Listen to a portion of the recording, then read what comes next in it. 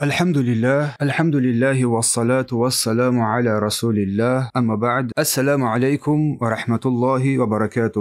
برادران و خواهران گرامی قدر، بار دیگر شما را به این محفل آموزش علم خوش آمدید میگویم. الله سبحانه و تعالی بر ما و شمایان توفیق بر بندگی نصیب روزی بگرداند که یک علم فراوان را به دست بیاریم. الله سبحانه و تعالی بر ما توفیق بر بندگی را عطا فرماید که از این علمی که به دست میاریم در حیات خود عمل باشیم، چون علم به عمل برای انسان در آخرت یک وبال نباشد. کتاب اولی که با همراهی شما ما امروز شروع نماییم، این کتاب به نام فقه میسر، فقه آسان بیان در بین علماها و طالب علمان به نهایت مشهور است. این کتاب برگرفته شده از کتاب الله سبحانه و تعالی و سنت پیامبر صلی الله علیه و سلم باشد. گروهی از علما این کتاب را جمع آوری کرده اند. الله سبحانه و تعالی بر ما و شمایان علم سودمند را نصیب روزی بگرداند و ما را از اهل خیر و از اهل سعادت قرار بدهد که ما از جمله بندگان خوشحال بگردیم و ما از جمله بندگان خوشحال نمیگردیم مگر پایبند ما بودن به کتاب الله سبحانه و تعالی و سنت او صلی الله علیه و سلم. امروز با همراهی شمایان از این کتاب مبارک که فقه میسر نام دارد برگرفته شده از کتاب الله و سنت پیامبر صلی الله علیه و سلم که گروهی از علماها این کتاب را آماده کردند. بارک الله فیکم. اولا پیش از آن که ما با موضوعات این درس بپردازیم، مقدمه این کتاب رو برای شما خوانده و سپس با توفیق الله سبحانه و تعالی داخل کتاب میگردیم. اولا در اینجا تمهید یعنی مقدمه کتاب رو برای ما و شمایان ذکر و یادآوری میکند که میفرماید یشتمل علی نقاط تالیه، که این مقدمه کتاب از جمع نقطه های زیرین عبارت است. اولا تعریف الفقه لغتا و اصطلاحا. اولا ما میآموزیم تعریف فقه را. فقه از جهت لغوی و از جهت اصطلاحی چی معنی دارد؟ فقه از جهت لغوی و از جهت اصطلاحی چی معنا دارد؟ دوم مصادره، منبع‌های این فقه را ما از کجا میگیریم؟ این موضوع صحبت خواهیم کرد. و سوم موضوعه، موضوع علم فقه در چه سخنرانی مینماید و ثمرته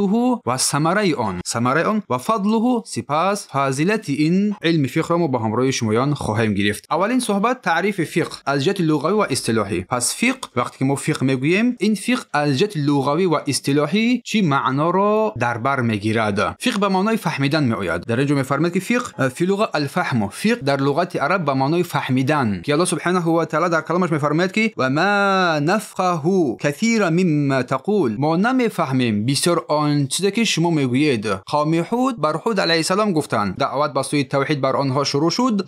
هود علیه السلام مبعوث به پیامبری شد. هنگامی که دعوت کردند، پس آنها گفتند ای هود بسیار آن چیزهایی که تو میگی ما نمیفهمیم. پس فقه به معنای فهم میآید که در سوره هود آیه 91 این ذکر رو یادآوری شده است. و همچنین قول الله سبحانه و تعالی که میفرماید ولکن لا تفقهون تسبیحهم، در بیان این اشیاها، این چرنده ها و درنده ها و این چیزهایی که هست که میفرماید ولی آنها تسبیح الله را میگویند، اینها ذکر یادآوری الله را میکنند ولی شما نمیفهمید. در اینجا فقه به معنای فهم آمده است. اما فقه در اصطلاح باشد، اما فقه در اصطلاح چی معنا دارد؟ میفرماید که العلم باحکام شرعیه العملیه مکتسبه من ادلتها تفصیلیه. فقه این دانش و احکام عملی شریعت است. فقه این دانش و احکام عملی شریعت است که با استناد با دلایل تفصیلی به دست آورده می شود. با استناد با دلایل تفصیلی این فقه به دست آورده می شود. گاه فقه به خود احکام اشاره هم میکند. پس منبع‌های اساسی فقه از کجا به دست آورده می شود؟ منبع‌های اساسی فقه در اینجا میفرماید که مصادر الفقه اساسیه. منبع‌های اساسی فقه این اول قرآن کریم است، سپس سنت پیامبر صلی الله علیه و سلم است و سپس اجماع اتفاق علما است و چهارم قیاس است. اجماع اتفاق علما را در بر میگیرد. اما قیاس باشد در علم فقه برابر کردن یک مسئله فقهی به مسئله های دیگر است که در آن حکم اولین با تکیه با دلیل های شریعت با قرآن و حدیث و اجماع در مسئله های دیگر که خصوصیت های یکسان دارد مفصل می شود. یعنی قیاس در علم فقه این است که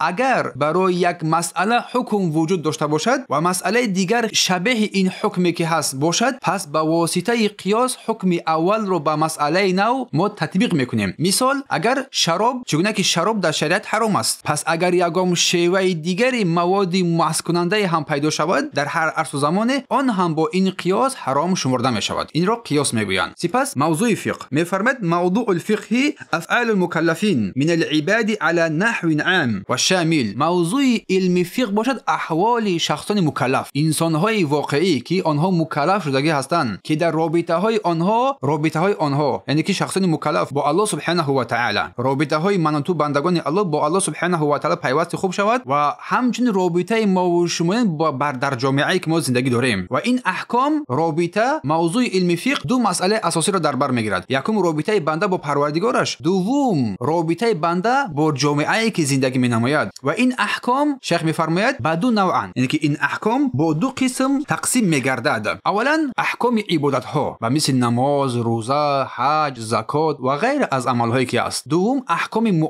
معامله‌ها، معاملات مالیوی باشد، معاملات جنایتی باشد، معاملات حقوقی باشد و اجتماعی باشد. این موضوع فقهی چی است؟ فقه که ما دست می‌گیریم. پس قسم‌های احکام ان همه فقه باز یک چند احکام‌های را نیز در بر می‌گیرد. و مثل احکام عائله و مثل نکاح، طلاق، نفقه، میراث و غیره، معاملات مالیوی، اجاره گرفتن، تجارت، شرکت‌ها و غیره، حقوق جنایتی و مانند جزا برای جنایتکار و قضا و دادگاهی، برای بالا کردن رفع پرونده و اثبات حقوقی آن و همچنین احکام بین المللی، مناسبت‌ها با دولت‌های دیگر در صلح و جنگ و غیر از احکام را این فقه در بر می‌گیرد. پس ثمره‌های دانش فقه، ثمره‌های آموزش فقه، هنگامی که انسان علم را می‌آموزد این فقه را به دست می‌آورد، چی ثمره‌ای به دست می‌آورد؟ آموزش فقه و فهم آن و عمل کردن به آن با صالح بودن انسان، نیکو گشتن انسان و درستی عبادت‌های انسان به جا آورده می‌شود. و همچنین این در بیان اصلاح جامعه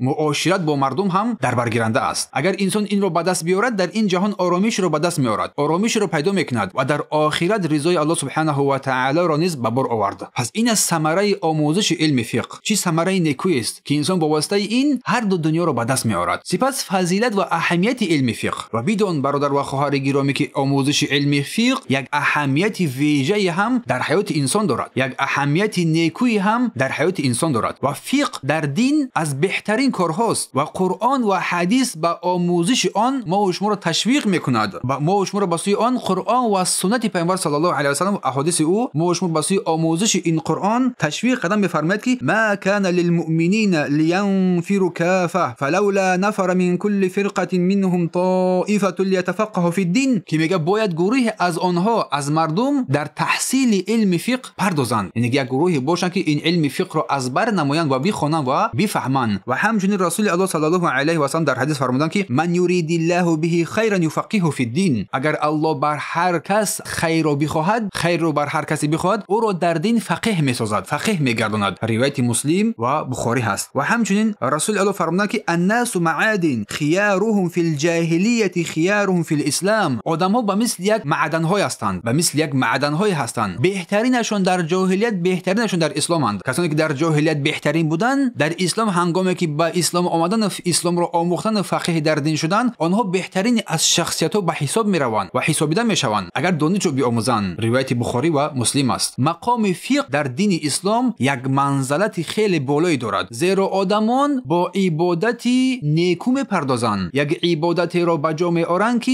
این عبادت در نزد الله سبحانه و تعالی پذیرفته می‌شود و زندگی انسان در این دنیا پرثمر می‌گردد و سعادتمندی را انسان به دست می‌آورد با واسطه فهمیدن فقه. و انسان با این واسطه زندگی نیکو را به دست می‌آورد و راهبریت امور زندگی خودشان را به عهده خود گرفته می‌تواند. اگر این نباشد پس انسان چی بسا در جهالت، در گمراهی‌ها قرار می‌گیرد که الله سبحانه و تعالی ما و شما را در پناه اسمتش نگاه بدارد از این چیزها. پس ما بیان کردیم که انا همین فقه که ما می‌خونیم در بیان احکام عائله‌داری شامل میشه، در بیان احکام عائله‌داری از نکاح و پیش از نکاح باید مرد و زن باید چگونه باشند و مسئله طلاق، مسئله نفقه، مسئله میراث و معاملات مالیوی، همچنین در مسئله تجارت، مسئله اجاره گرفتن، مسئله شرکت پرداخت کردن و غیر از این کارها و حقوق جنایتکاری، جزا باید بر کی چگونه جزا داده شود و جنایت باید کی باشد، اثبات آن، قضا و دادرسی، دادگاهی، بالا برداشتن پرونده، آیا این پرونده با کدام اساسها چی کارها را انجام داده است، آیا این کرده است یا نکرده است، اثبات حقوق و احکام بین المللی که چون یک ما در آخر بیان کردیم، مناسبت ها بین دولت ها و دیگر چیزها، صلح و جنگ و غیر از چیزها را این فقه که ما میخونیم در بر میگیرد که ابتدای این از باب